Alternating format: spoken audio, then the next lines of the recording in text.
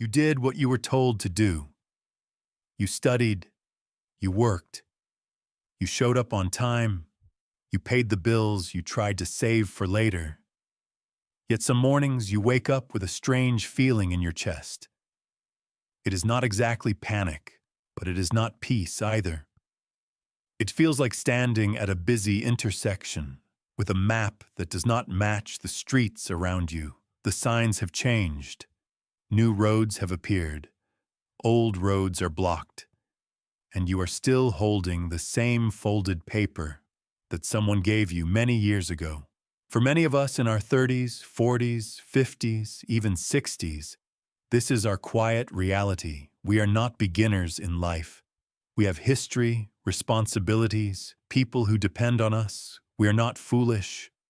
Yet money still feels confusing and fragile. It is not because we are broken. It is because the map we were given for money and security belongs to a different time. Good morning, everyone. Today we will lay that old map on the table and really look at it together, not to blame our parents, not to attack our teachers, and not to shame ourselves. We are here to notice where the map no longer matches the real world that we live in. We are here to begin drawing a new version that actually fits the streets under our feet. In this journey, I will not promise magic. There will be no secret hack and no instant shortcut.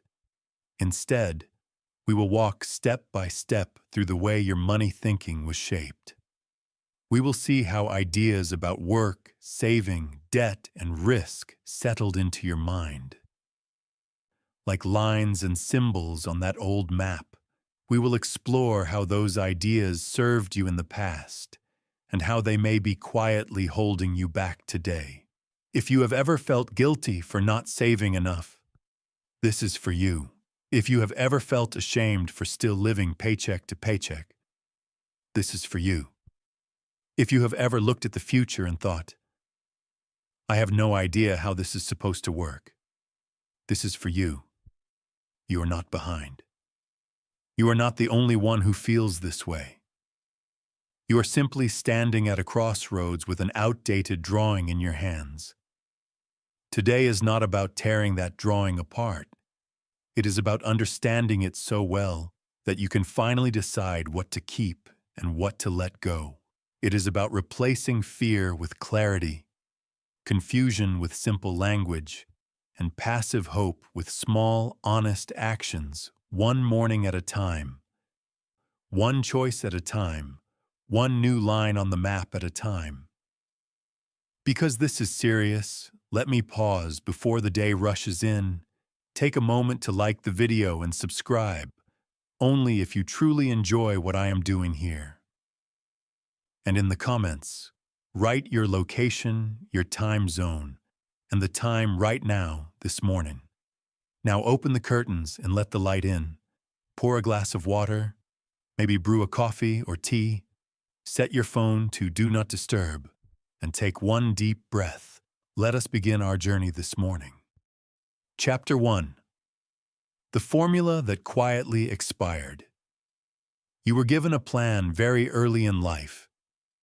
It may not have been handed to you on paper, yet it was everywhere in conversations at the dinner table, in the way adults talked about work, in the way people praised stability and warned against risk. The plan sounded simple. Work hard at school. Find a steady job with good benefits. Stay loyal to the company. Save a part of every paycheck. Avoid debt as much as you can. Buy a home. Put money into retirement accounts. One day, if you do all this, you will be safe. For a long time, this plan made sense. In many communities, jobs were more stable. Companies kept employees for many years. Housing was much more affordable compared to income saving accounts offered interest that actually helped your money grow. People believed that if you stayed on the path and did not cause trouble, the path would carry you all the way into a calm retirement. That plan became your money map. You may not have chosen it, But you grew up walking with it folded inside your mind. Every major decision passed through it. Is this job safe? Is this purchase responsible? Is this risk allowed on the map? Then the world began to move faster than the map. Jobs that seemed permanent started to disappear. Entire industries changed in a short time. New technology replaced old skills. Loyalty to a single employer did not always mean security anymore. The cost of housing climbed. The cost of healthcare climbed. The cost of education climbed. Savings in the bank no longer felt like growth. They felt like standing still while prices walked ahead of you. You can feel this even if you do not track every economic detail. You feel it in the pressure in your chest when you pay bills. You feel it when you read about retirement and realize you do not know how long your money will last. You feel it when you think about your children or grandchildren and wonder how they will ever afford their own lives. On some level, you know you have worked hard. You know you have tried to be responsible. You may have done almost everything that the old plan told you to do, and yet the view around you does not match the picture that was promised. This creates a quiet inner conflict. One part of you thinks maybe you failed. Maybe you did not save enough or start early enough. Another part of you senses that something is wrong with the rules themselves. That part whispers that the map might be out of date. It is very easy to blame yourself or to blame the older generation for this. You might feel anger toward parents or teachers who pushed the old ideas so strongly. You might feel anger toward yourself for trusting them. Before we go further, it is important to pause here. The people who gave you this map were usually not trying to trap you. They were passing down what worked or seemed to work.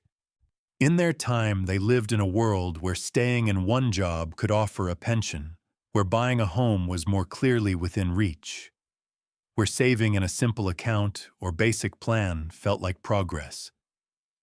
Their map fit their streets more closely than it fits the streets under your feet today. That does not make you a victim. It simply means you grew up with instructions that were not written for this level of change and complexity. It means your feelings of confusion are not a sign of weakness. They are a sane response to mixed signals. Your eyes see the new world. Your money mind still tries to follow old directions. Imagine driving across a country with a map that was printed many decades ago. Back then, it might have been perfect. Now, new highways exist. Old roads are closed. Entire neighborhoods have grown where there used to be empty land. The map was not evil. It is just expired. If you obey it blindly, you get lost. The same thing happens with money. The message of study, work, save, avoid debt, and hope for the best does not fully fit a world where companies can restructure overnight. Savings accounts offer very low growth. The value of money itself changes year after year. Housing can rise beyond the reach of careful savers. Retirement is no longer a clear moment when everything becomes easy. You may still be trying to drive by that old drawing. Speeding up does not help if the directions are wrong. Working more hours inside a broken plan often leads to burnout, not freedom. There is another cost to this. When the outer world and the inner map do not match, stress grows.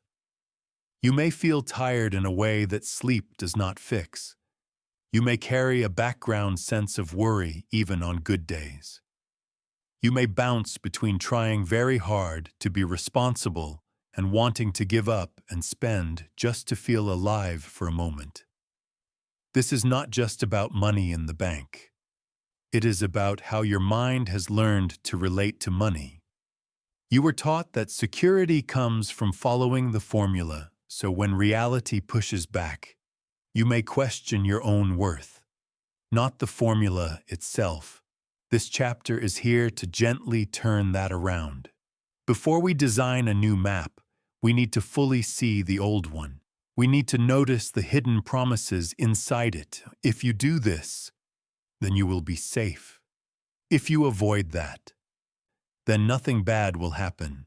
We need to see which parts still help and which parts quietly keep you stuck. You do not have to throw away everything you were taught. Discipline still matters. Responsibility still matters. Caring for your family still matters. The point is not to become reckless. The point is to stop worshiping a script that no longer fits the stage you are standing on. In the chapters ahead, we will explore what is really happening inside you when you face money choices, because the map is not only outside on paper, it is also inside in the form of voices, habits, and emotional reactions. Different parts of you respond differently to risk, to saving, to change. Sometimes they pull in opposite directions. To start this process, here's a small action for today. When you have a quiet moment, take a sheet of paper. Write at the top, "My money rules," without judging or editing. List the sentences that come to mind about money, work, saving, debt, and success. Things you heard as a child. Things you repeat to yourself now. You do not need to fix them yet. Just put the old map on the table where you can see it. In the next chapter, we will look at the different characters inside you that use this map in very different ways. Once you can see who is holding the map at any moment, you can begin to choose who drives and who sits in the back seat. Chapter 2. The three characters inside you. In the last chapter, we talked about the old money map that many people still carry inside their minds. There is another layer to that map that is just as important. It is not only the lines and directions on the paper. It is the different hands that reach for the wheel when it is time to follow that map. Inside you live three money characters. They are like three inner guides who look at the same world and react in very different ways. They have been forming for many years. They are shaped by childhood memories, family stories, cultural messages, and your own wins and losses. They are not enemies, yet they often argue about where you should go next. The first character is the inner poor self. This part of you is built from fear and from the experience of seeing or feeling lack. Maybe you grew up in a home where bills were a constant source of tension. Maybe you watched a parent lose a job or a business. Maybe you had times when there was no safety cushion at all. This inner poor self remembers that feeling in the body. The tight chest, the knot in the stomach, the small panic that rises when the number in the account drops. The inner poor self is always scanning for danger. It cares more about avoiding loss than about gaining anything new. To this part of you, money is like water in a desert. You hold on to it with a clenched fist. Every risk looks like a threat. Every opportunity looks like a possible trap. Even when more money comes in, this character whispers that it will not last and that you should shrink your life to the smallest safe circle. The second character is the inner middle-class self. This part of you loves order and stability. It wants a steady paycheck, clear rules, predictable hours, and familiar routines. It is the part that feels proud when you pay bills on time, keep a good credit record, and stay on the right side of the system. It dreams of a comfortable home, reliable transportation, decent schooling for children, and a retirement that is calm rather than dramatic. The inner middle-class self does not chase extremes. It wants to be respectable, not flashy. It is deeply influenced by the old map of study hard, work hard, stay loyal, save, and maybe one day ease into a quieter life. This character is often praised by society. It is seen as responsible and mature. Because of that, it tends to have a strong voice in your head when you face decisions about work and money. The third character is the inner wealth creator. This part of you looks at the map and sees possibilities, not only limits. It asks what value you can create, not only what you can earn. It cares about assets, skills, relationships, and systems that can grow over time. The inner wealth creator notices patterns in the world. It sees that some people own the buildings while others only pay to be inside them. It sees that some people design the game while others only play along. This character is curious. It wants to learn how money actually moves. It is willing to experiment and to be uncomfortable in the short term in order to build something meaningful in the long term. It respects risk, yet it is not ruled by fear. It knows that security is not just a paycheck. Security can also come from flexibility, creativity, and ownership. In many lives, the inner wealth creator has been pushed to the back of the room growing up. You may have been told to be realistic and to be grateful for any job at all.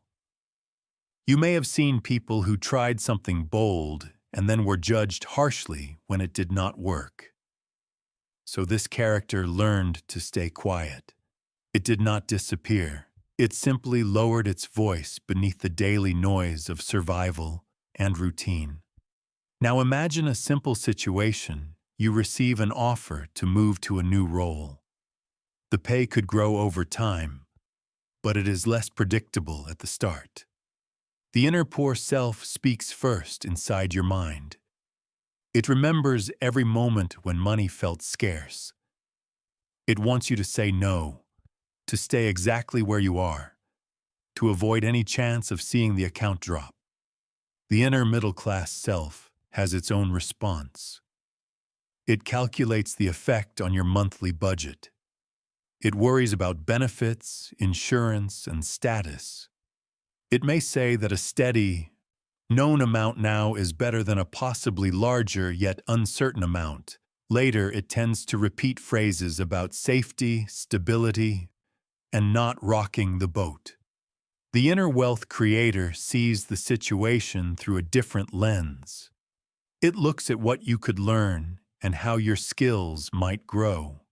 It asks whether this move could bring you closer to building something of your own. It is less focused on this month and more concerned with who you are becoming over the next 10 or 20 years. None of these characters are wrong. Each one is trying to protect you. The inner poor self wants to protect you from hunger and shame. The inner middle-class self wants to protect you from chaos and social judgment.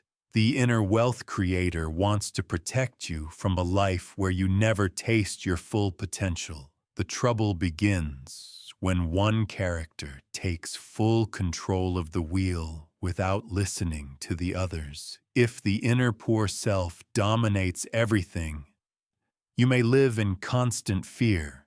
You may avoid any move that feels new. You may pass by chances to grow income or build assets because they feel too scary, even when they are thoughtful and measured. If the inner middle-class self runs the show completely, you may build a stable yet narrow life. Your days may be full of obligation and routine, yet light on meaning and freedom. You might work hard for decades without ever creating true financial resilience, because all of your security is tied to a single employer or a single career that can change without your permission. If the inner wealth creator tries to drive without input from the other two, you may become reckless. You might take big leaps without proper planning. You might ignore real responsibilities and expose yourself and those you love to unnecessary risk. For a healthy money life, these three voices need to be heard, yet they cannot remain invisible. You need to be able to notice who is holding the old map at any given moment. That awareness alone starts to change your story. You can begin to notice patterns in your thoughts and words. When you catch yourself thinking that there will never be enough and that everything is about to collapse, you are hearing the inner poor self. When you tell yourself that you should not want more because at least you have a decent job and a normal life, you are hearing the inner middle-class self. When you find yourself asking how you can create value, how you can learn, and how you can move closer to ownership, you are hearing the inner wealth creator.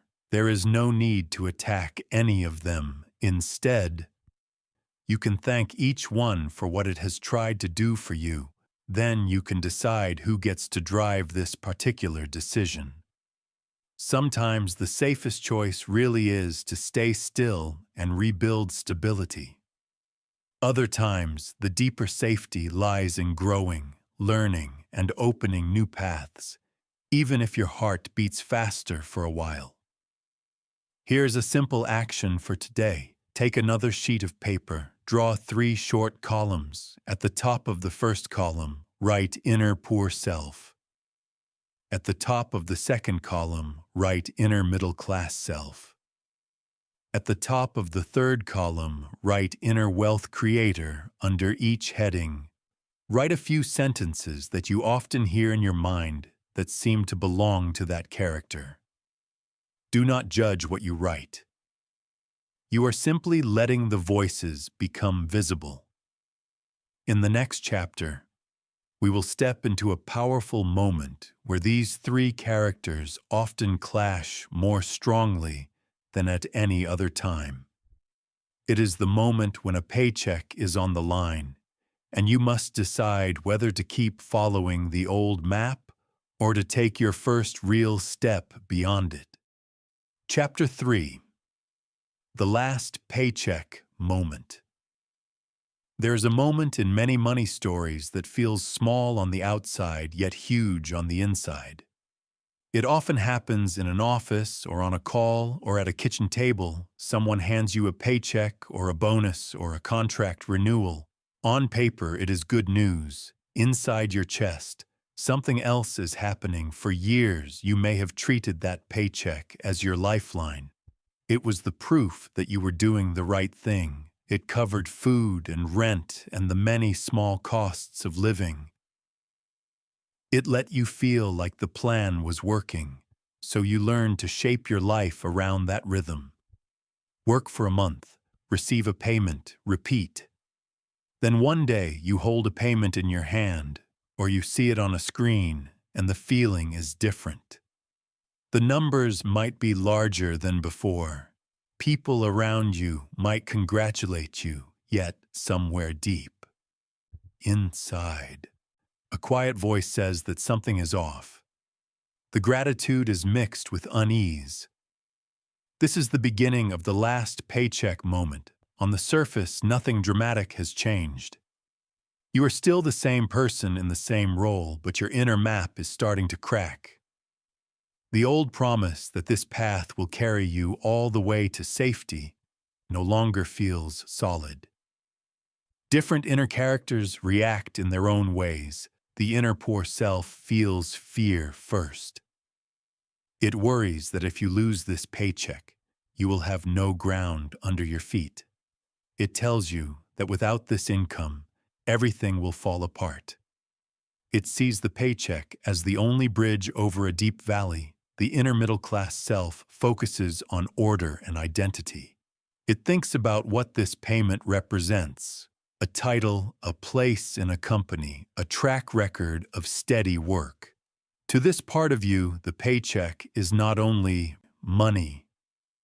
It is proof that you are a responsible adult who belongs in the structure of society. The inner wealth creator looks at the same moment with different eyes. It notices that your entire sense of safety is tied to a single decision made by someone else. It sees how one change in a company or in a market could close the tap without asking for your permission. It feels the discomfort of depending on one stream that you do not control. Sometimes this last paycheck moment arrives by surprise. A meeting appears on your calendar. You walk in and hear that your role is being removed or reduced. You leave with a final payment and a mix of shock and numbness. The old map does not have clear instructions for this. Other times the moment sneaks up more slowly. You may have been thinking for years that this work no longer fits you.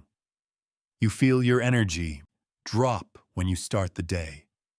You dream of using your skills in a different way. When a bonus or a raise arrives, you see it as both a reward and a warning. You realize that the more you accept this pattern, the harder it becomes to step away.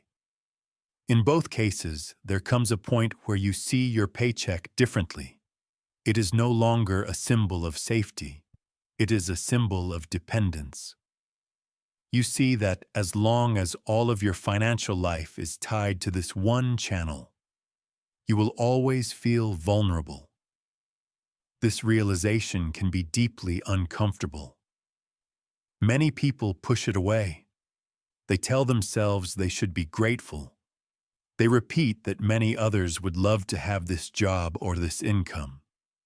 They worry that questioning the paycheck means being ungrateful or irresponsible. Yet the feeling does not fully leave. On some level, you know that your life is larger than a line on a payroll system. You sense that your skills and your mind and your potential have more than one possible expression. You begin to wonder what would happen if this payment stopped.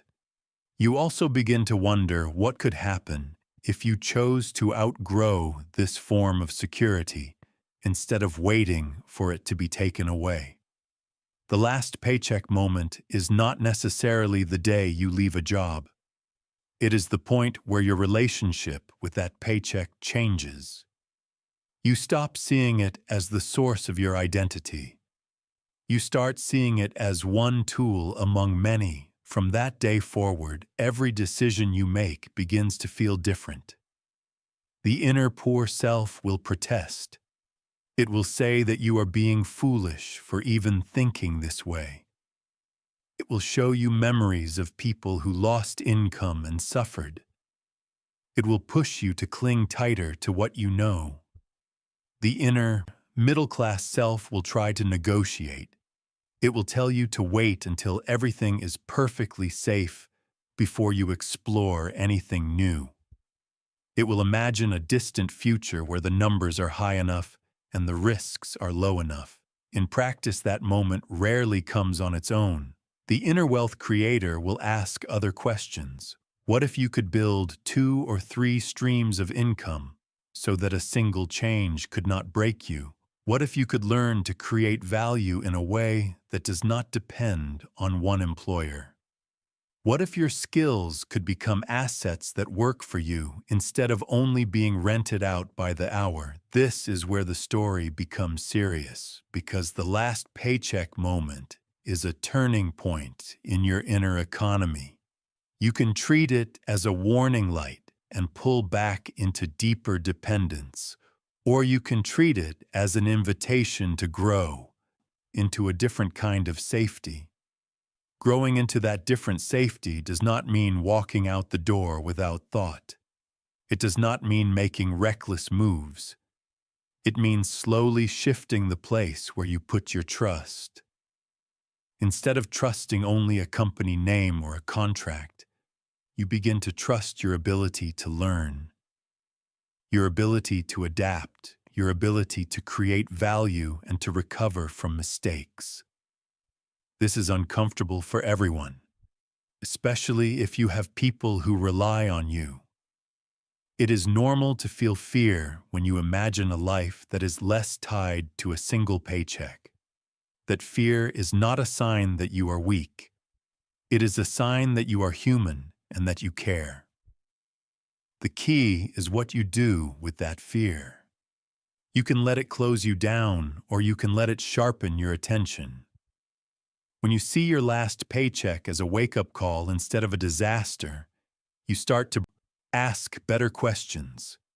You begin to plan with your eyes open rather than waiting for change to force itself upon you. Here's a small action for today. Imagine that the payment you are receiving right now is the last one you will ever get from that source. You do not need to act on this. You are only using it as a mental exercise. Sit quietly for a few minutes with this idea. Notice what feelings come up in your body. Fear, anger, relief, excitement.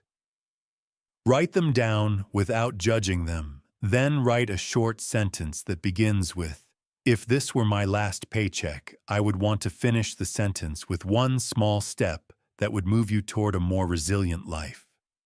Not a huge leap, just a single honest step that respects your reality today.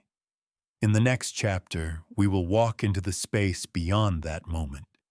We will see what happens when the paycheck is no longer the main engine of your life, and how that emptiness can become the most powerful training ground for your next chapter. Chapter 4. When the paycheck disappears.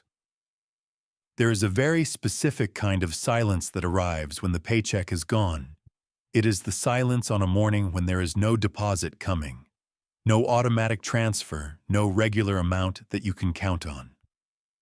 The world outside may look the same, yet inside your chest, the air feels different. For a long time, the paycheck was the main engine of your life on the road. It pulled the whole vehicle forward. The old money map assumed this engine would always be there. As long as the engine ran, you could keep moving. Bills were paid. Groceries were bought.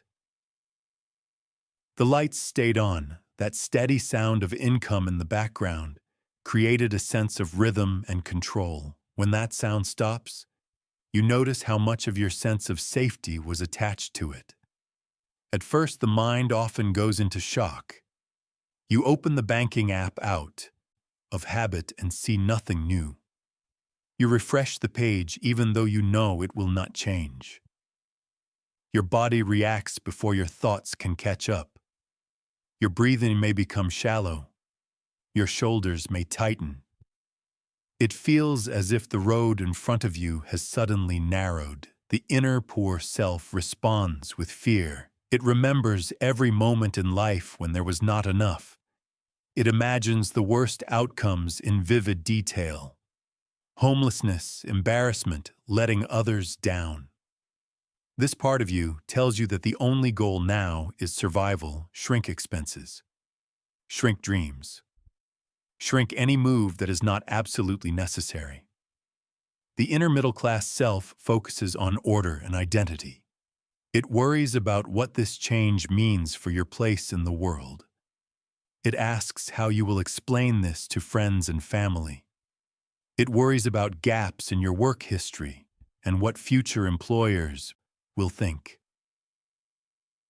It wants to rebuild a familiar routine as quickly as possible. Any job, any paycheck, as long as the rhythm feels normal again. The inner wealth creator feels something else under all of this. It does not deny the fear or the urgency. It knows that bills are real, yet it also sees a rare opening. For the first time in many years, the old map does not automatically decide your next step. The engine that once controlled your direction is quiet. You are sitting in the vehicle with time to notice what is really on the dashboard. Without a paycheck, you start to see what you actually have. Not only in the bank, but in yourself, you are forced to look beyond the line called salary. You begin to ask different questions. What can I do that is truly useful? Who can I help? What problems can I solve? What skills do I have that people value? Which of those skills have I been ignoring? This period can feel like driving through a foggy stretch of road at night. The headlights only show a short distance ahead. You cannot see the whole journey, so you move slowly and carefully, one decision at a time. You cut back on some spending out of necessity. You may make calls that feel uncomfortable. You may take on temporary work that you did not imagine yourself doing. At the same time, your character is being tested. When the usual engine stops running, the temptation to cut corners grows loud. You might be offered chances to make quick money by doing things that do not fit your values. You might feel pressure to hide the truth from people you care about. You might be tempted to pretend everything is fine while your inner world is on fire. These moments are crossroads inside the larger crossroads. You can choose actions that create short-term relief yet long-term damage, or you can choose honesty. You can admit when you are scared. You can ask for help with dignity rather than collapse into shame. You can decide that no amount of money is worth losing your integrity on this road. This is one of the hidden gifts of the time without a paycheck. It strips away illusions. It shows you what you stand on when the usual supports are removed. You discover what kind of driver you are when the road is not smooth and the fuel gauge is low. You may not like everything you see at first. Yet this information is gold if you are willing to use it. Many people retreat at this point. They rush to plug any paycheck back into the old slot. They accept the first familiar pattern that appears. Even if it looks almost exactly like the job or business that just ended, the priority becomes feeling normal again as quickly as possible. The map snaps back into place. The deeper questions fade into the background. Others make a different choice. They still feel fear, they still feel pressure. Yet they decide not to waste this hard season. They treat it as a training ground. They let it teach them how to design value instead of only trading time. They begin small. They might test a skill in the evenings. They might offer a simple service to people they already know. They might create something useful and share it with a small group. At first, the income from these efforts is uneven, sometimes nothing, sometimes a little. Yet with each attempt, they learn more about what works and what does not. Over time, a shift happens in how they see themselves. They are no longer only receivers of a paycheck. They are creators of value on this road. They still may choose to take a job again. Yet they do so with different eyes. They do not hand their entire sense of security to one company. Instead, they see any job as one engine among several, not the only one. There is also a change in how they view future risk. Once you have lived through a period without a paycheck, you no longer see it as the end of the road. You know it is frightening. You also know you can survive it. You know you can think under pressure. You know you can adjust. This does not make you reckless. It makes you calmer when others panic. The season without a paycheck forces you to build your inner economy. You have to lean on creativity instead of only routine. You have to build relationships instead of only relying on a company name. You have to pay attention to how money actually moves in your world, who pays whom, and for what. What needs are rising. What problems you are positioned to solve. This awareness is the foundation for tapping into the deeper rules of money that most people never study. Rules about how to use debt wisely. Rules about how to work with tax systems instead of always being crushed by them. Rules about ownership and leverage and building assets that can move even when you are resting. Before we enter those topics, there is one more small action for today. Take a quiet moment and imagine that your primary paycheck has stopped for 6 months. Not forever, just for that stretch of time. Write down 3 lines. The first line begins with, "What I would cut back is..." The second line begins with, "What I could offer to others for real value." The third line begins with, "Who I could reach out to for honest support." Let the answers come without judgment. You are not promising to create that situation. You are training your mind to see that even in a hard season, you are not helpless. In the next chapter, we will start to look at the rules that shape the road itself. We will explore how debt, taxes, and leverage can either push your vehicle backward or quietly help you move farther than your own fuel alone ever could. Chapter 5. The Hidden Rules: Debt, Taxes, and Leverage. In the earlier chapters, we explored your old money map and the engines that have been pulling your life along the road. We talked about paychecks, fear, stability, and the voices inside you that fight for the steering wheel. Now we step into something deeper, the shape of the road itself. Most people only see what is on the surface.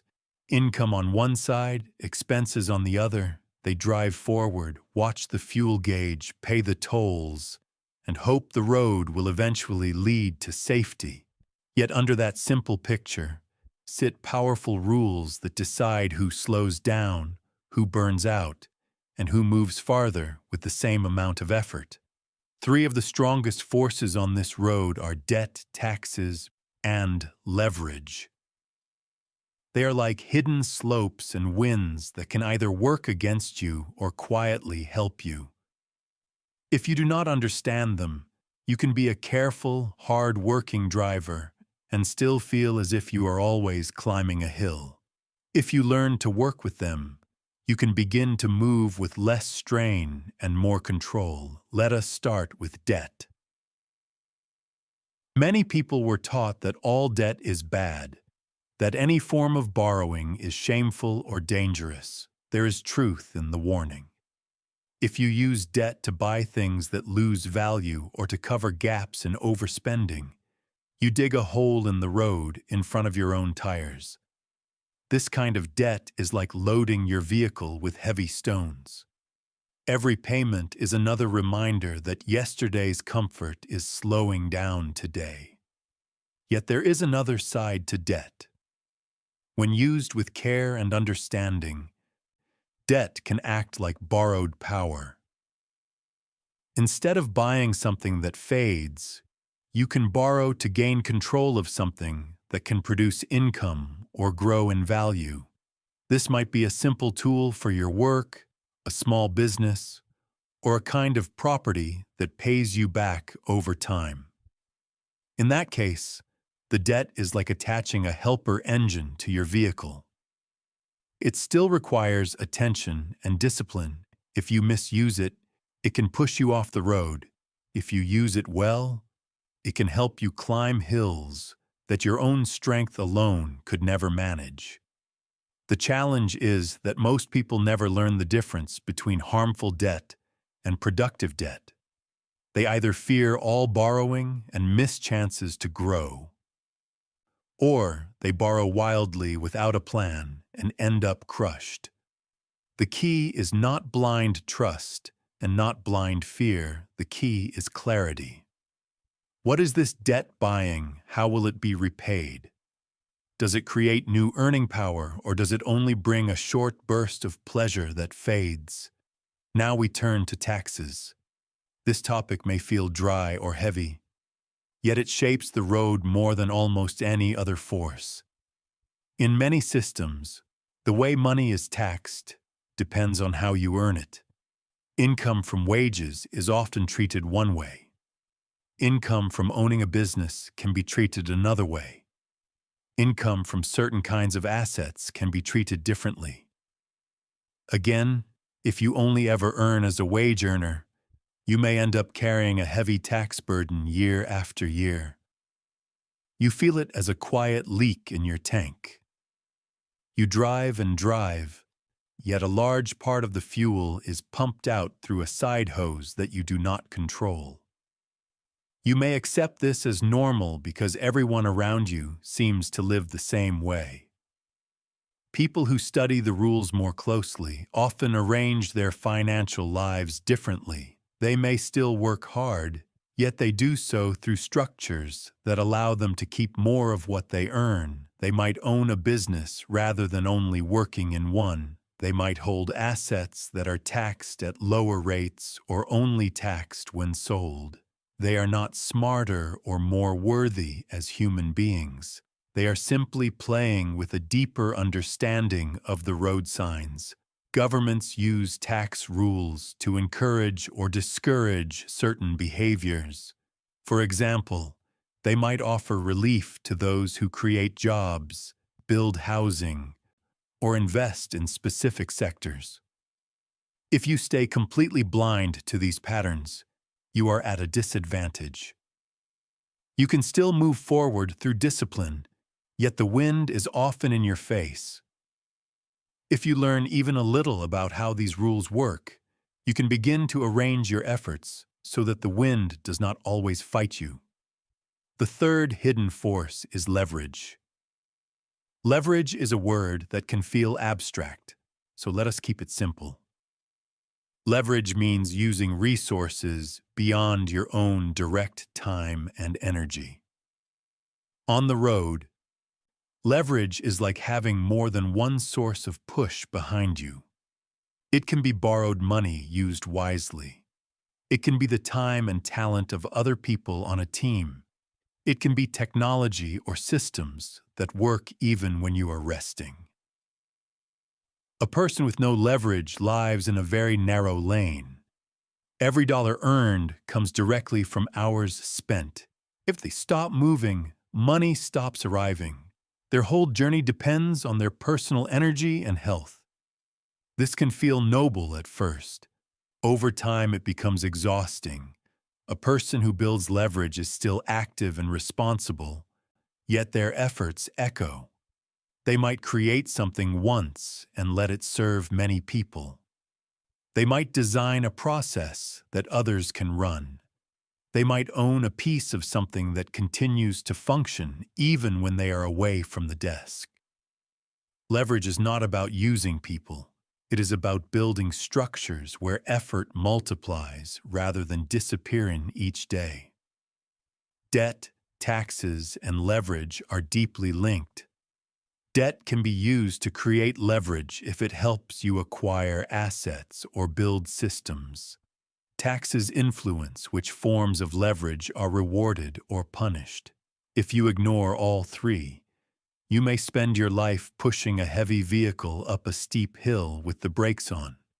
If you learn how they interact, you can release the brakes, choose better hills, and even catch some downhill stretches where gravity helps you instead of fighting you. This does not mean you must become a financial expert. You do not need advanced formulas or complex charts. What you need is a shift in focus. Instead of only asking how much you earn, you begin to ask how money flows through your life. Where does it enter? Where does it leave? Which flows are taking you toward ownership and resilience? Which flows are keeping you tied to short-term comfort but long-term strain? Your old money map may have treated debt as always, evil, taxes as a mysterious pain to be endured, and leverage as something that only large corporations use. The updated map sees them as tools. Any tool can be misused. A hammer can build a home or break a window. The difference lies in the hand that holds it and the plan behind the swing.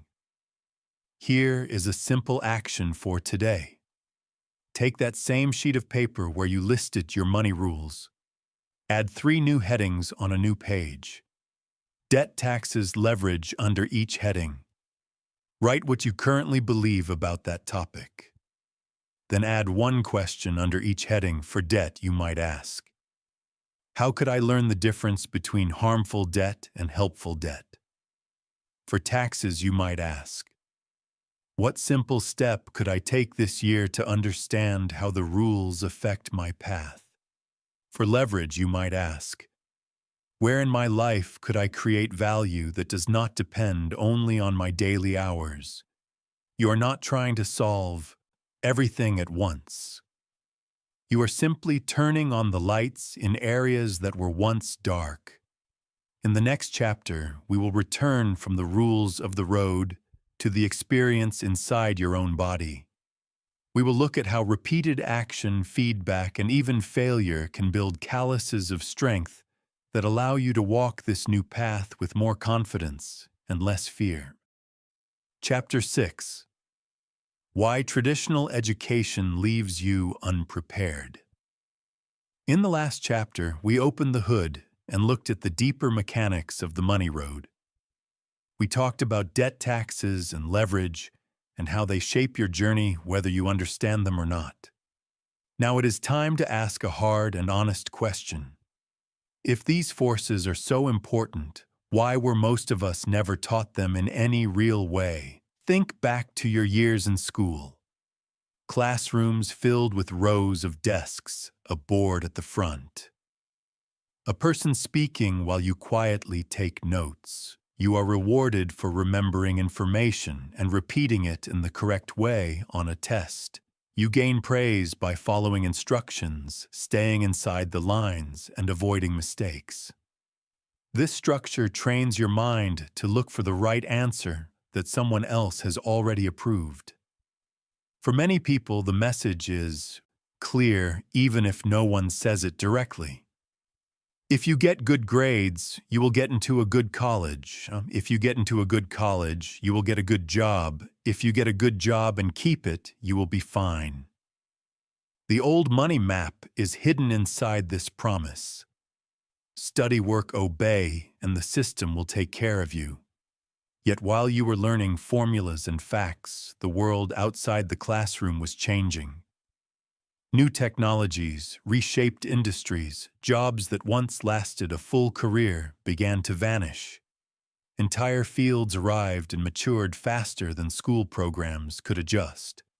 The road under your feet moved. The map in the classroom stayed almost the same. There's another gap. Most schools offer very little direct training in how money truly works in a human life. You might learn how to solve math problems. You might hear a little about simple saving or basic interest. Yet almost no time is spent reading real financial statements or understanding how a business actually earns and spends. Very little is said about taxes other than that everyone must pay them. Debt is often only mentioned as something to avoid. The idea of ownership and building assets is rarely broken down in simple language. On top of what is missing, there are also emotional signals. Talking about money can feel rude or selfish. Students who care about security may feel shallow. Students who dream of building something of their own may feel unrealistic.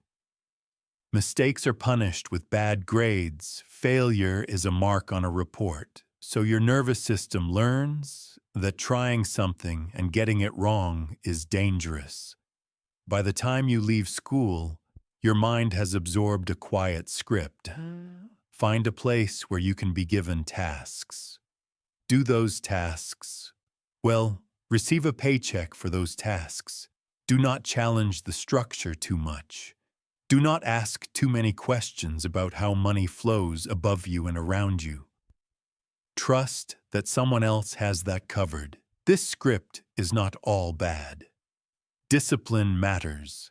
Effort matters. Learning to work with others matters. The problem appears when this script is treated as enough for a lifetime in a world where the rules keep shifting. A diploma can still open a door. It is simply not the same as knowing how to navigate the building once you are inside. Think of traditional education as a map that was drawn for an earlier version of the landscape. In that earlier time, large organizations needed people who could follow procedures and stay for many years. Money paths were more predictable. Paths into housing and retirement were more direct. The map fit the ground well enough. Today, many people in their 30s, 40s, 50s, and 60s find themselves standing at the edge of that old map. They have degrees, certificates, and long resumes. They have done what they were told. Yet they still feel uneasy about their financial future. The old promise that education alone would guarantee stability no longer feels solid. This is not a personal failure. It is a sign that the first map has reached its border. It is important to pause and remove blame from this picture. Most teachers and parents were acting in good faith. They passed down what seemed to work in their time. They worked inside systems they did not design. The missing piece was not kindness or effort. The missing piece was an open admission that the world was changing faster than the classroom. Now you are an adult. You carry real responsibilities, you know. Longer have the luxury of waiting for a new school to appear and teach you how modern money works. You need what we might call a second education. This second education is not about memorizing more facts for a test. It is about learning the language of cash flow, ownership, risk, and value in a way that supports your everyday choices. The second education looks very different from the first. It does not happen only in buildings or on fixed schedules. It happens when you study your own spending and saving patterns. It happens when you look at a pay stub or an invoice and ask where each line comes from and where it goes next. It happens when you listen to how business owners describe their challenges and how investors talk about risk and return in plain words. Most of all, this second education happens through action and feedback rather than theory alone. You try a small project to earn outside your main job. You experiment with a basic budget. You pay off a harmful debt and notice the relief. You speak with a professional about how tax rules affect your situation and see real numbers change. Each step becomes a lesson written directly into your nervous system.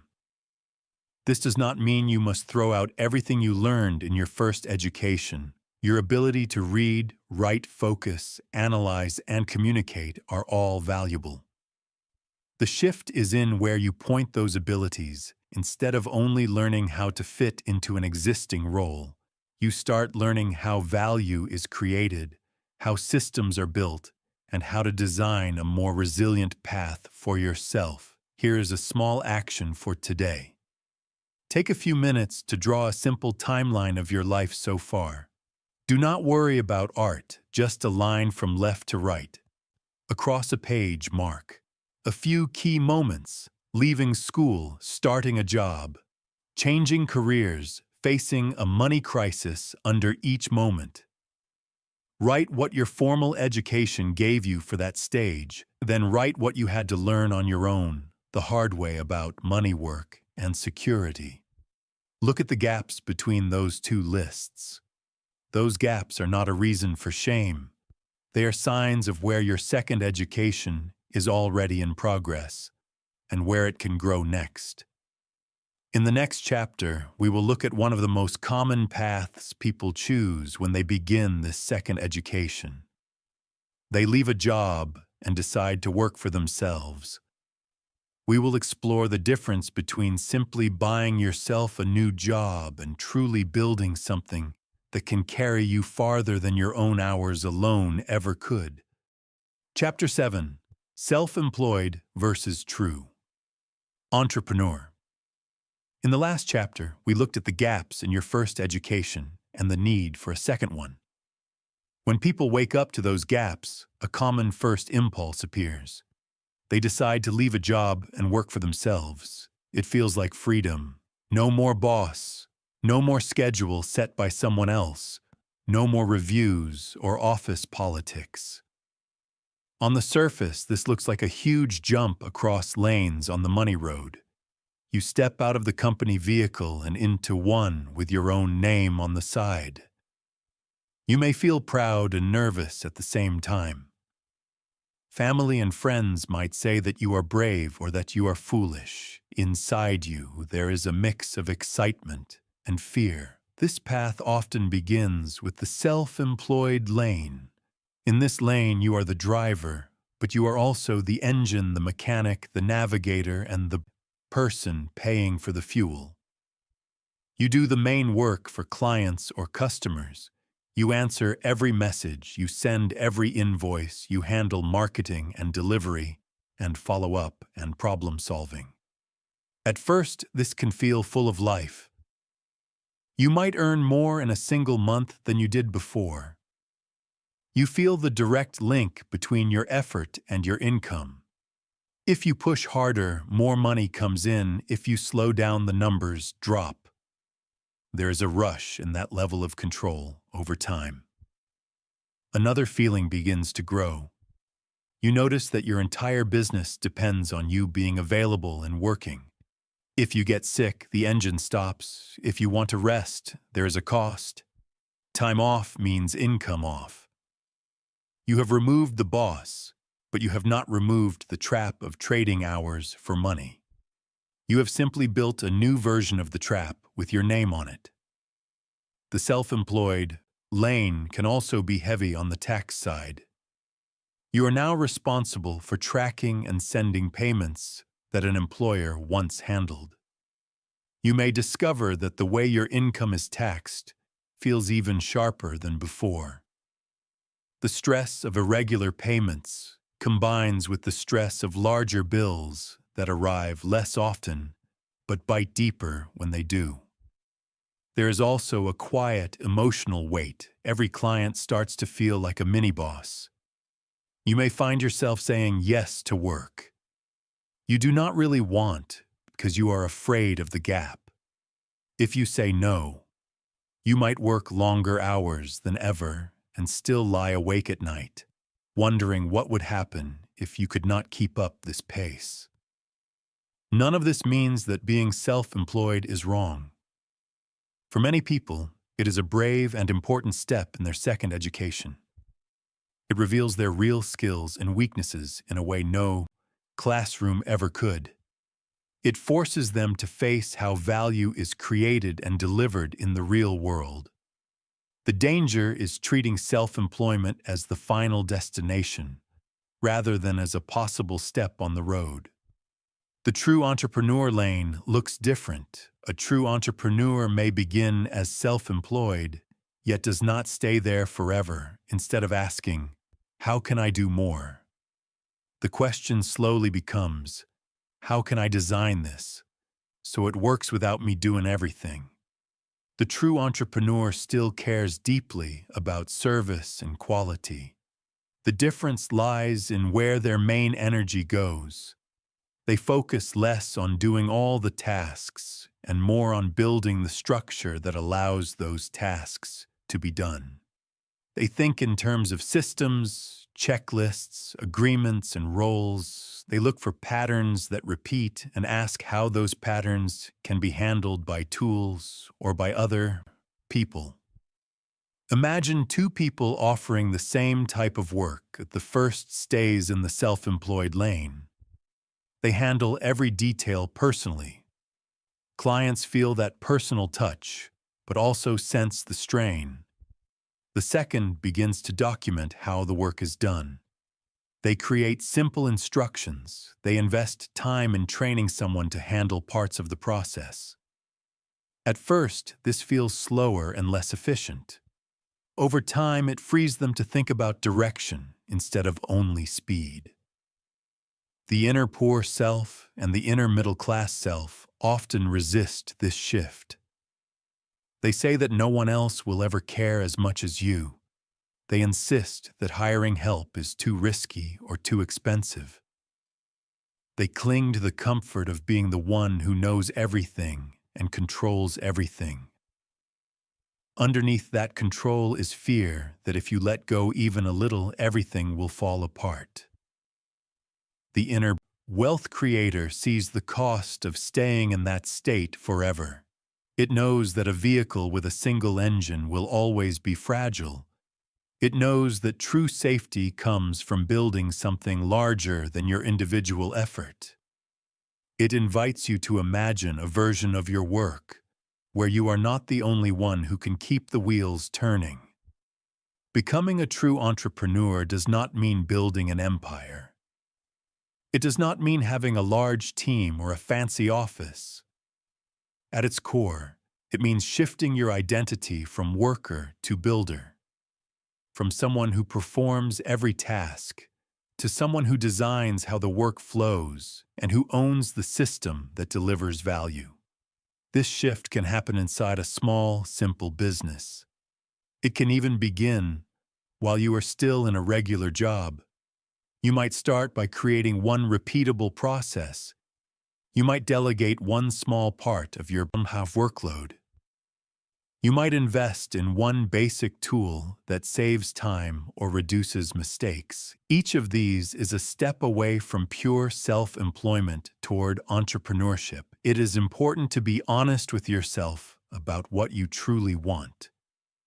Some people genuinely prefer to stay in a self-employed lane. They value direct contact with each client and a very simple structure. That path can work if you also build other forms of leverage and protection in your life. For others, the constant dependence on their own energy becomes too heavy. They need the relief and possibility that comes from building a system. Here is a useful way to explore this in your own journey. Take a moment to think about your typical week. List the tasks you spend your time on, actual service or product delivery, communication administration, marketing, learning. Now imagine which of those tasks absolutely require your unique touch and which could be done by someone else with some training. A self-employed mind will often say that everything must go through you. A true entrepreneur mind will look for any area where your personal involvement is optional. Not because you are better than the work, but because your highest value is in steering the vehicle, not in pumping every bit of fuel with your own hands. Here is a small action for today. On a sheet of paper, draw 2 columns. At the top of the first column, write self-employed lane. At the top of the second column, write builder lane. Under the self-employed lane, write the tasks you currently do that keep you busy but do not always move you forward. Under the builder lane, write the actions that would strengthen your systems, your relationships, or your ability to deliver without always being present.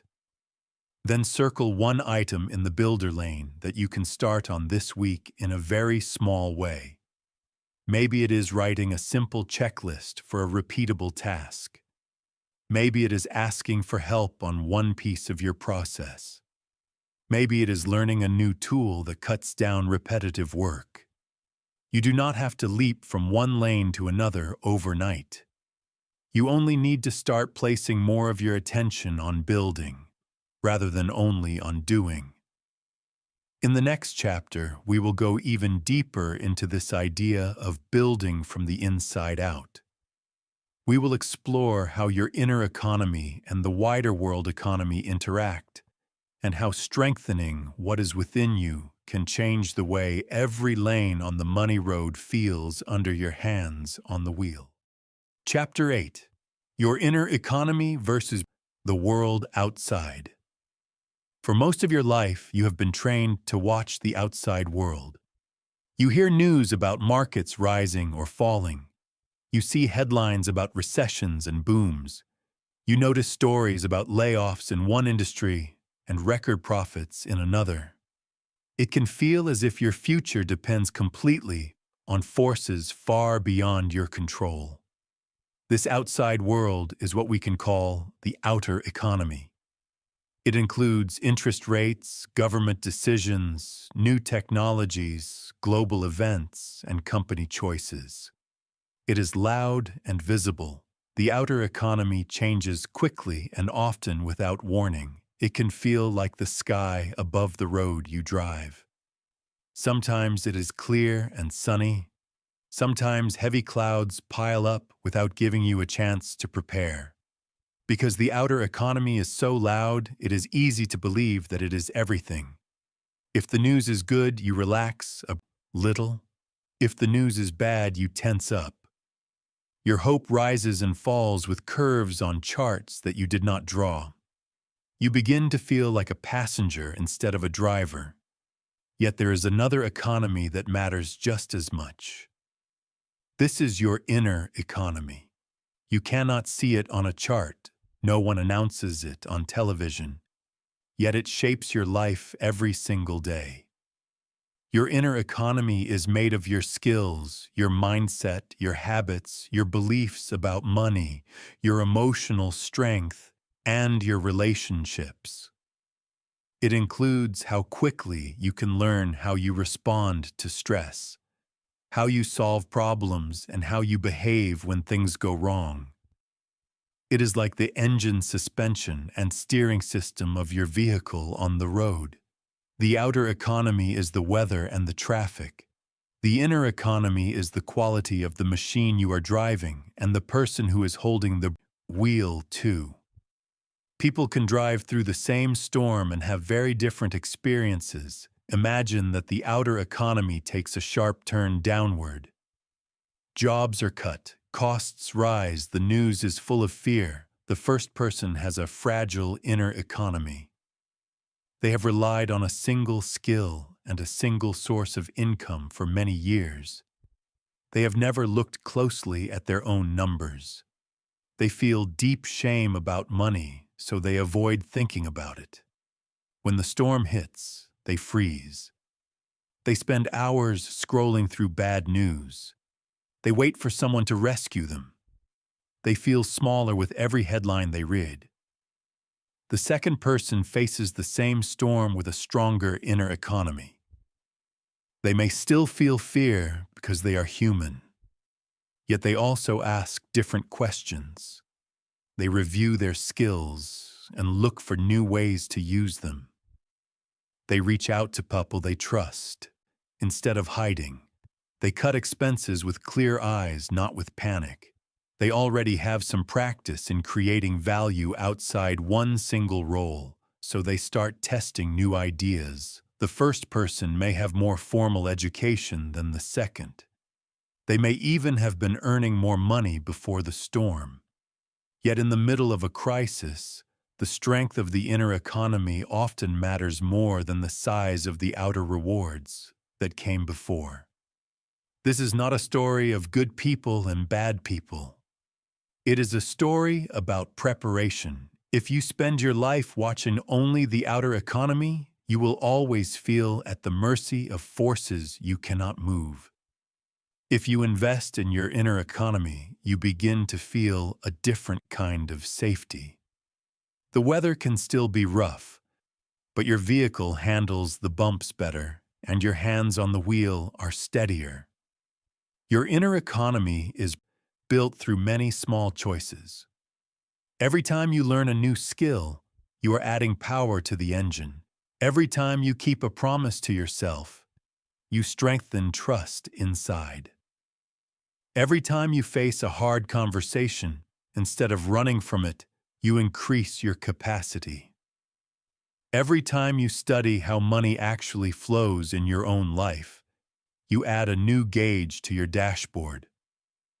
Your outer economy may tell you that jobs are disappearing in your field.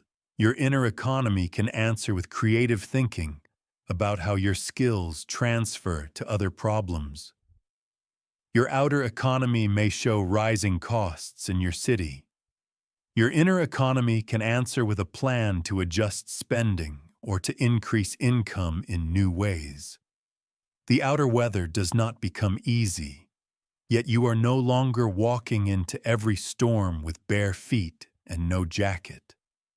There is another important link between these two economies.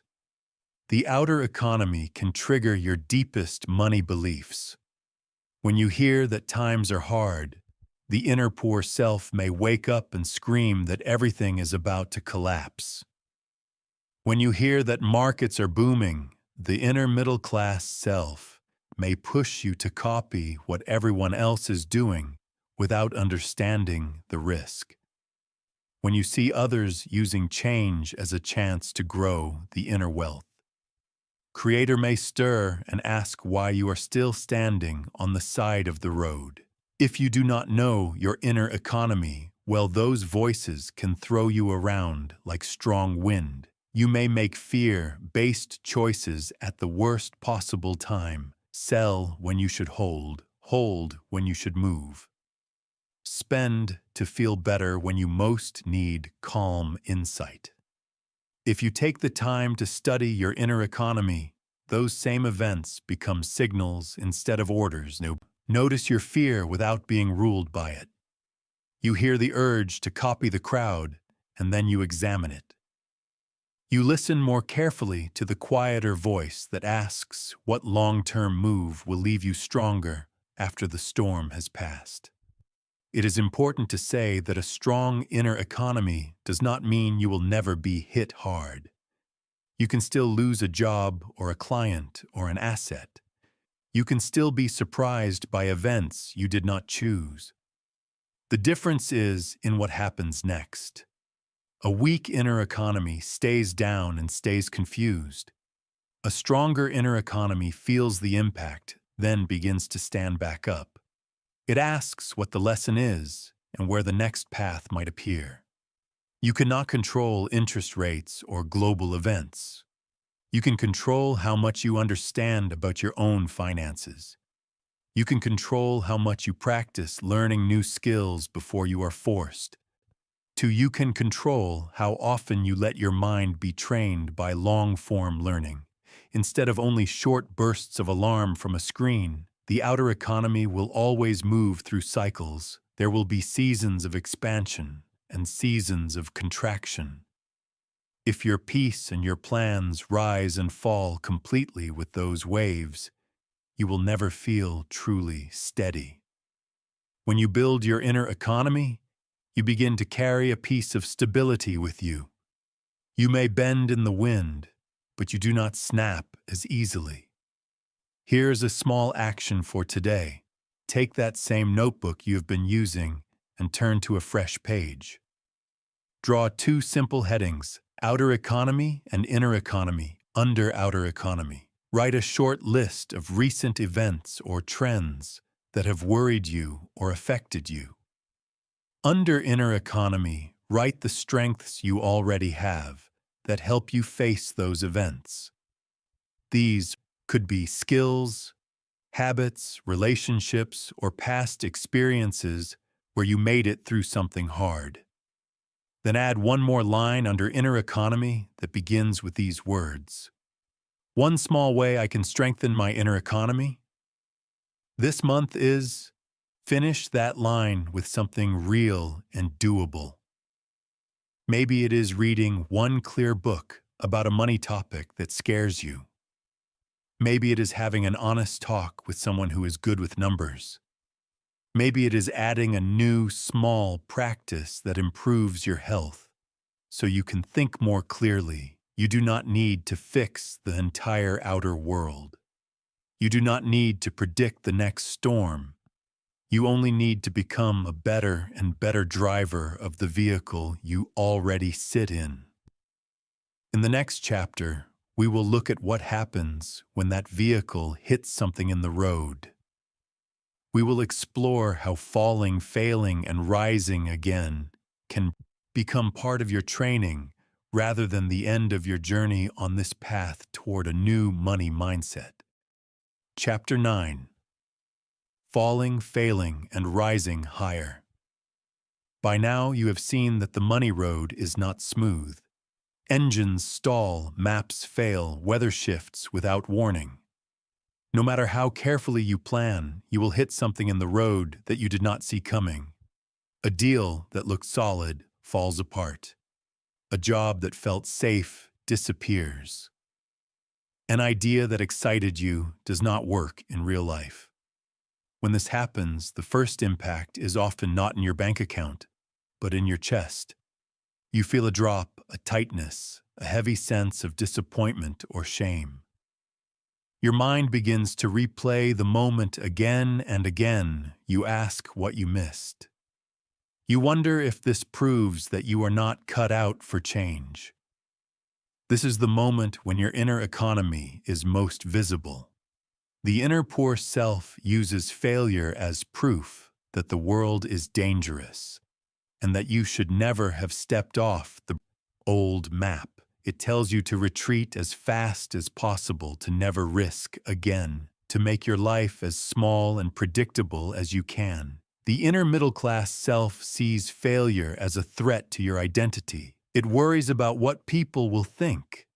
It pushes you to restore the appearance of stability, even if doing so means going back to a pattern that slowly drains you. It might say that you went too far and that from now on, you should only make choices that look safe from the outside. The inner wealth creator looks at the same event and asks different questions. What exactly failed? Was it the entire idea or one part of how you executed it? What did this reveal about your skills and your blind spots? What can be learned here that no book could have taught you? The road does not care how you answer. The event has already happened. What happens next is your choice. Many people turn a failed attempt into a fixed identity. They move from this did not work to I do not work. They move from this path was harder than I thought to I am not the kind of person who can change. Once that identity hardens, they begin to build a new map that keeps them safely away from any place where they might feel that pain again. The cost of this choice is large, but quiet years can pass while you drive in tight circles on familiar roads that no longer lead anywhere. You may stay busy. You may look successful from a distance. Inside, there is a dull sense that you shut a door on yourself. There is another way to meet failure. You can treat it as feedback instead of as a verdict. Feedback can sting, it can feel personal, yet it is information from reality. It shows you where your map was unclear or where your steering was off. Perhaps you launched a service before you understood what people truly needed. Perhaps you trusted a partner without clear agreements in place. Perhaps you moved too fast without enough cushion. None of that means you are broken. It means that your model of the road needs an update. In this way, failure becomes part of your second education. Success can make you feel good. Failure can make you see clearly. A success often tells you that there is at least one part of your plan that works. A failure tells you that there is at least one part of your plan that must change. If you listen with humility, you can adjust your design and move again with more wisdom. Of course, this is easier to say than to live. When losses are fresh, even small ones, your nervous system is stirred up. You may feel a rush of shame or anger. You may want to blame others or yourself. You may want to hide. That is natural. The goal is not to pretend you are calm when you are not. The goal is to move through those reactions instead of building a home inside them. Think of a driver who hits a deep pothole on a dark road. The first reaction is a jolt of fear and maybe anger. They pull over. They check for damage. If they are wise, they also look back at what happened. Was this hole marked? Were they tired and distracted? Was their speed too high for the conditions? They do not decide that they will never drive again. They decide to adjust their attention and their route. On the money road, you can do something similar. When a project fails, you can ask, what did I assume that turned out not to be true? What signs did I ignore? What skills did I discover I do not yet have? Who could I learn from that has faced something similar? This is not about beating yourself up. It is about treating your life as an ongoing experiment rather than a single pass or fail test. The more you practice this, the stronger your inner economy becomes. You start to believe in your ability to recover even before the next hit comes. That belief changes the way you approach opportunities. You are less likely to grab at every offer out of panic. You are less likely to freeze when conditions change. You understand that you can take thoughtful risks because you trust your own capacity to adapt. Ironically, this makes you more careful in the best sense and more courageous at the same time. There is another trap to watch for in this season. Some people use the language of resilience as a mask. They claim they are learning from failure, but in reality, they are repeating the same patterns again and again. They do not pause, they do not reflect, they do not seek outside perspective. They simply run faster, hoping that movement alone will erase the past. True rising is different. It includes honest reflection. It includes owning your part in the outcome, without taking on blame that does not belong to you. It includes making at least one clear change before you step back onto the road. Sometimes the change is in strategy. You choose a different market or a different method. Sometimes the change is in skill. You commit to learning more about negotiation, or about reading numbers, or about communication. Sometimes the change is in boundaries. You decide to be clearer about agreements so that you are not pulled into situations that drain you. Each time you move through this cycle of fall and rise, you build something like calluses on your inner hands. Not hard, resentful layers. Healthy toughness, your grip on the wheel becomes steadier. Small bumps that once would have thrown you off now feel manageable. You no longer confuse discomfort with danger. Here is a small action for today. Think of one financial or career failure that still stings when you remember it. On a page, draw 3 short sections. In the first, write what happened in simple facts. No drama, just the key events. In the second, write what that event once made you believe about yourself. In the third, write what that event can teach you now about your map, your skills, or your habits. When you read what you wrote in the third section, say quietly to yourself, "This lesson is part of my second education." You are not erasing the past. You are placing it where it belongs, as training. In the final chapter, we will gather all these threads together. We will look at how to update the operating system of your money mind so that every fall, every rise, and every mile of this road becomes part of a coherent story. Not of constant struggle, but of deliberate growth and renewed freedom. Chapter 10. Updating the operating system of your money mind. You have walked a long stretch of road in these pages. You have looked at the old map you were given. You have met the voices inside you that fight for the wheel.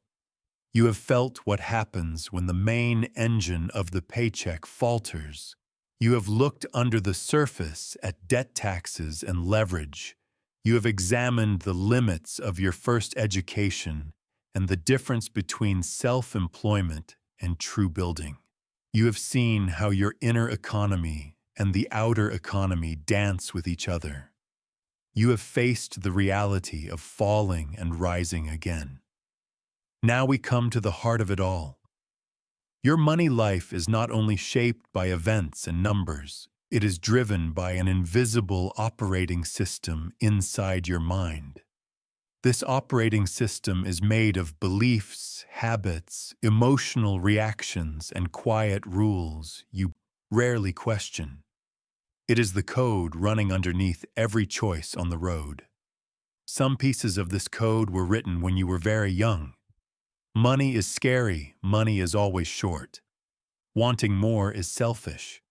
Security lives in one steady job. Debt is always evil.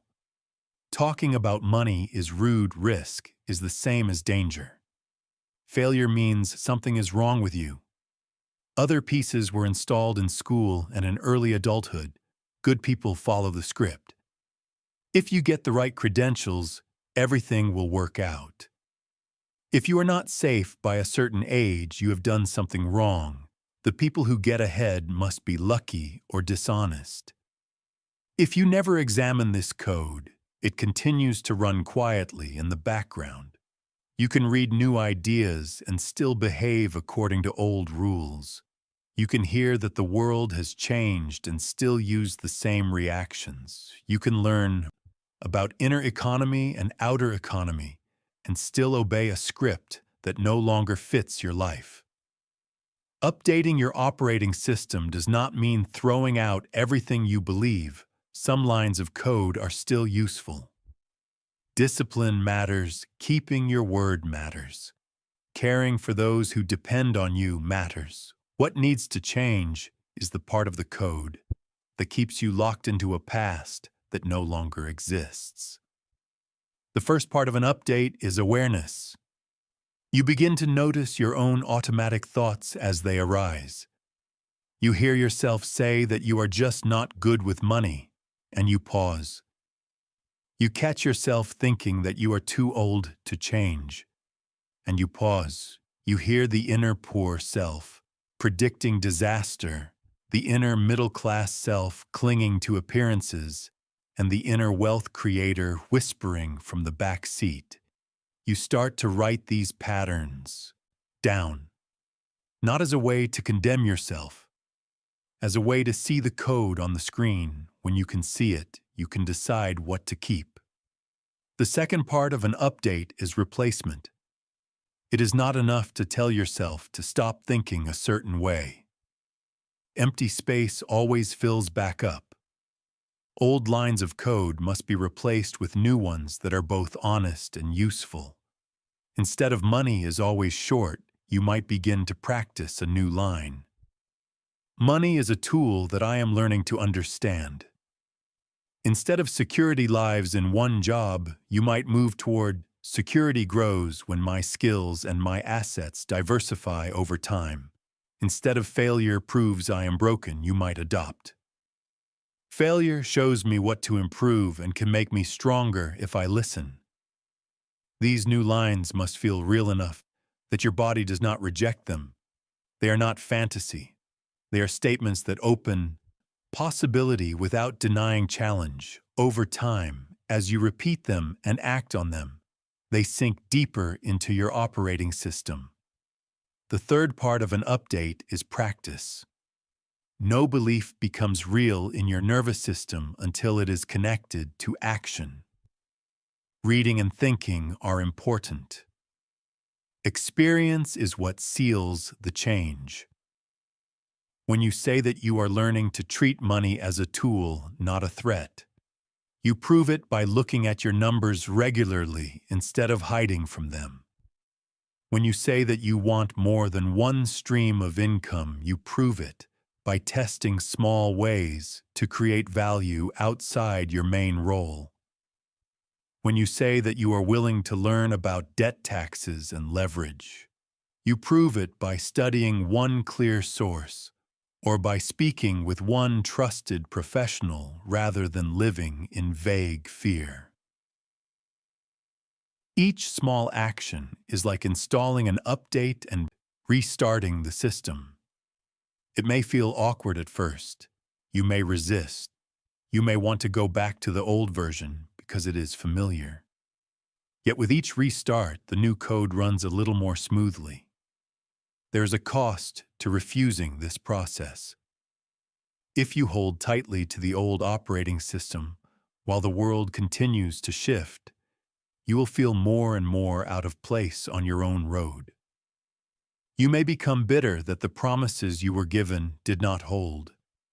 You may defend beliefs that no longer serve you simply because you have carried them for so long.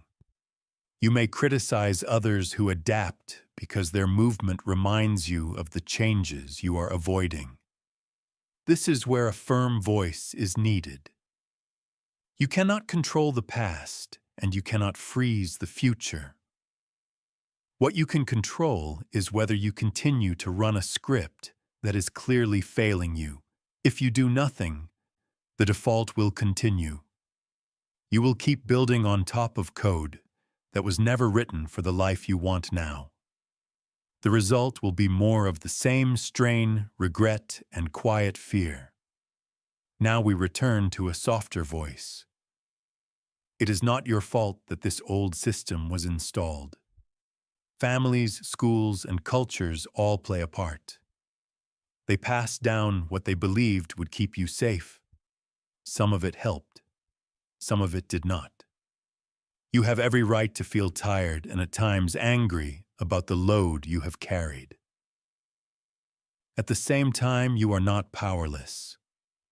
No matter your age or your history, you can choose to become the author of the next version of your money mind. You do not need a perfect background or an empty calendar or a certain amount of savings to begin. You simply need a sincere decision to stop letting expired ideas drive your future. Updating your operating system will not turn you into someone else overnight. You will still be you. You will still have your story, your scars, and your gifts. The change is that you will be walking your road with eyes open, hands steady, and tools that match the actual world around you. You will move from asking, "How can I keep up?" to asking, "How can I design a wiser path?" You will move from only chasing income to building assets and skills that can serve you and others for many years. You will move from living at the mercy of the outer economy to standing on a stronger inner foundation. Here is a small action for today. Find a quiet moment and a blank page. Draw 2 headings: Old Operating System and New Operating System. Under the first heading, write a short list of beliefs about money, work, and security that you now see as outdated or unhelpful. Under the second heading, write the upgraded beliefs you want to grow. Then place a circle around one belief in the new list and ask yourself, what simple action could I take in the next 7 days that would express this belief in real life? Maybe it is setting a short weekly time to review your finances without judgment. Maybe it is reaching out to someone you trust to ask for a conversation about a topic that confuses you. Maybe it is starting a tiny experiment in earning beyond your paycheck or deepening a skill you care about. You do not need to solve everything by the end of this week. You only need to prove to yourself that your operating system is no longer frozen. It is alive and updating. Your old money mindset has done all it can do. It has reached the edge of its map. Now you stand at the beginning of a new chapter that stretches far beyond this book. Choice you make from here can either defend the old code or nourish the new. You have a vehicle, you have a road, you have a sky that will change many times. Most of all, you now have the awareness to decide how your money mind will run as you travel. Take a breath. Notice that you are still here. The journey is not over. In many ways, it is just beginning. Outcome. If you have stayed with this journey, you are no longer the same person who first pressed play. You have looked honestly at the old map that shaped your money life, and you have seen where it no longer fits the road under your feet. You have met the different characters inside you, the fearful one, the one that craves stability, and the quiet builder who wants to create real wealth. You have felt how fragile it is to hang your safety on a single paycheck, and you have begun to see money not only as income and bills, but as systems, assets, and choices. Most of all, you have started to build a stronger inner economy. You now understand that your worth is not measured by a job title, that failure is part of your second education, and that your money mind is an operating system that you can update on purpose. You are not waiting to be rescued by the outer world. You are learning to drive your own vehicle with clearer eyes and a steadier grip on the wheel. Call to action. Now the real work begins. Do not let these ideas stay as interesting thoughts that fade by tomorrow morning. Choose one belief from your old operating system that you are ready to retire, and one new belief that you are ready to practice. Choose one small action that turns that new belief into movement in the next 7 days. Talk to someone you trust about what you are changing. Put time on your calendar for a weekly money check-in with yourself. Begin a tiny experiment in earning, learning, or reducing harmful debt. Keep it small, keep it honest, and keep it going. Your old money mindset has reached the end of its map. Your new one begins with the very next choice you make after this moment.